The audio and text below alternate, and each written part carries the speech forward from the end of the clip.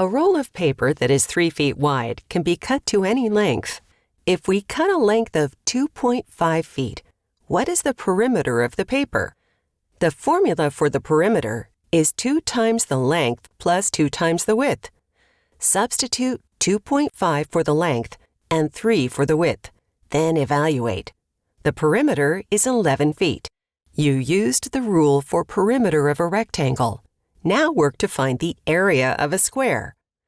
Complete the table with the area of a square for each given side length. Area of a square is the length times the width. For a square with side length of 1 centimeter, multiply 1 times 1 to get the area 1.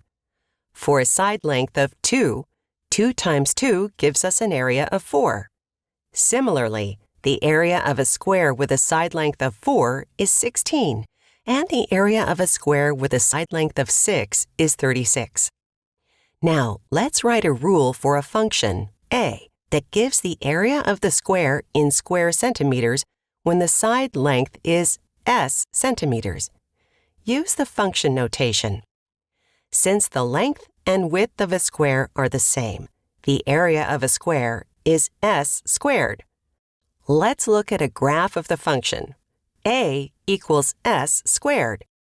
Notice that a of 5 equals 25 is also on this graph.